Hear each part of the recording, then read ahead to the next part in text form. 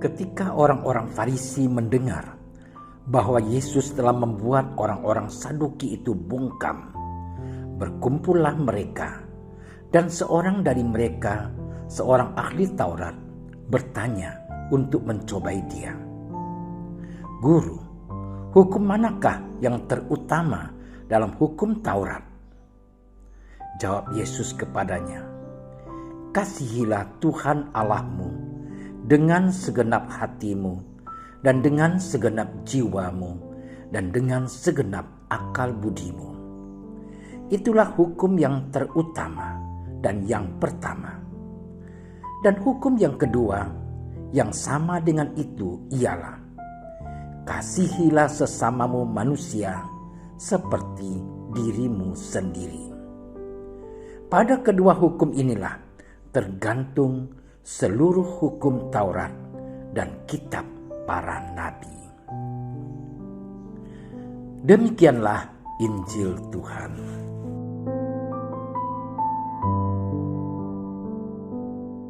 Saudara-saudariku yang terkasih, kasihilah Tuhan Allahmu dengan segenap hatimu, dan dengan segenap jiwamu, dan dengan segenap akal budimu.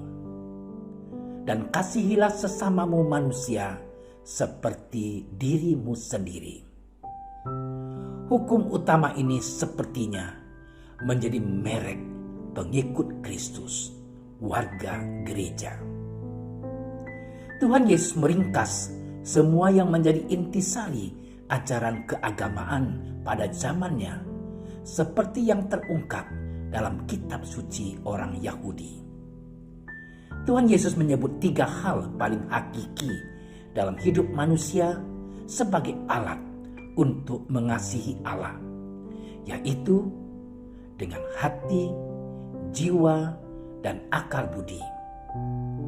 Mengabdi Allah bukan soal teori-teori suci, bukan cuma soal kata-kata indah atau konsep pemikiran teologi.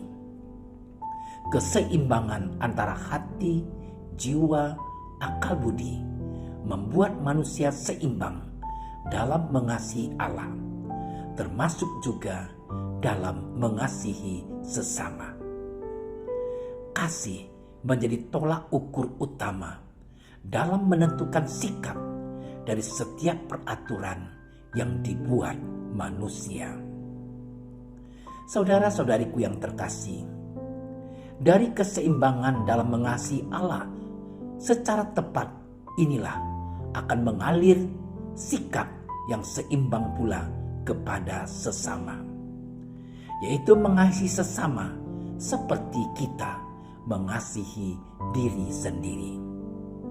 Itulah ukuran yang paling tepat, sehingga manusia tidak terjerumus pada cinta diri dan egoisme pribadi. Lalu mengapa mengasihi itu menjadi penting? Karena mengasihi itu perintah yang harus dikerjakan, bukan sekedar himbauan atau saran. Mengasihi dan dikasihi merupakan salah satu kebutuhan dasar manusia dan semua makhluk hidup. Dalam levelnya masing-masing, setiap makhluk hidup butuh dikasihi.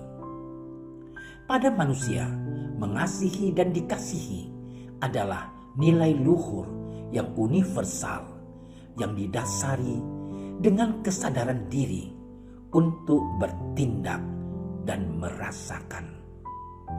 Tanpa nilai itu, manusia akan menjadi kering, cenderung brutal, dan antisosial. Tanaman atau binatang pun kalau dirawat dengan penuh kasih sayang akan tumbuh berkembang dengan baik dan menghasilkan buah yang baik.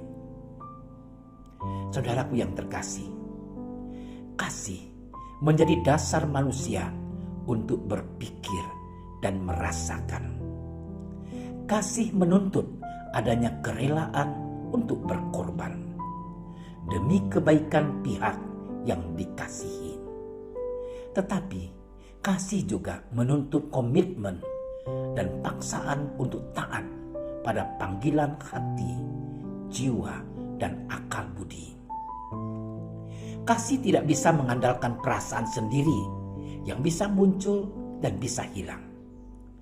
Mengasihi itu harus dilatih.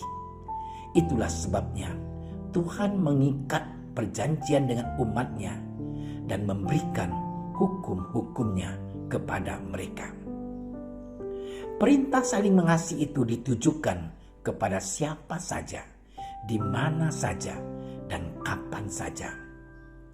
Mengasihi berarti menjadikan hidup ini berharga dan bermartabat.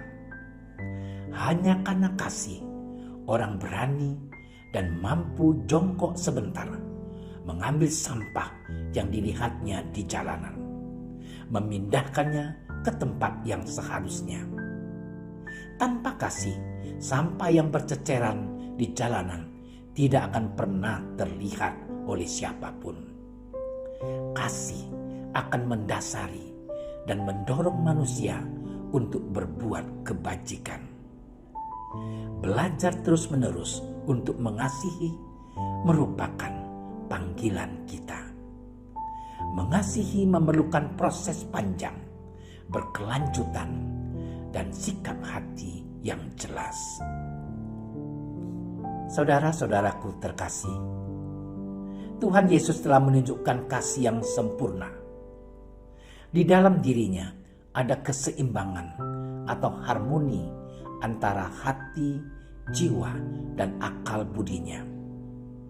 Wafatnya di kayu salib adalah bukti kasih yang sempurna. Tuhan Yesus rela kehilangan nyawanya demi orang-orang yang dikasihinya. Di dalam salib itulah kasih itu sempurna. Kayu vertikal pada salib melambangkan kasih kita kepada Allah. Kayu palang yang horizontal lambang kasih kita kepada sesama. Perintah untuk mengasihi aktual sepanjang masa, relevan bagi siapa saja, dimanapun berada. Kasih yang sempurna itu membebaskan. Kasih menuntut pengorbanan, bahkan tidak menutup kemungkinan justru membuat sakit. Namun berkorban karena kasih yang tulus, yang dilandasi keseimbangan hati, jiwa, dan akal budi, akan mendatangkan keselamatan dan tidak berhenti pada kesakitan. Allah Bapa yang penuh kasih, kami serahkan hati, jiwa, dan akal budi kami. Mampukanlah kami untuk saling memberi kasih satu sama lain, agar senantiasa mengindahkan seluruh perintah dan hukum-Mu. Demi Kristus, Tuhan dan pengantara kami. Amin. Terima kasih sudah menyaksikan renungan hari ini. Jangan lupa like, subscribe, dan aktifkan tombol loncengnya agar Anda yang pertama mendapatkan notifikasi updatean renungan harian dari Komsos Keuskupan Padang. Dan bagikan ke sosial media agar saudara-saudara kita dapat mendengarkan dan merenungkan firman Tuhan.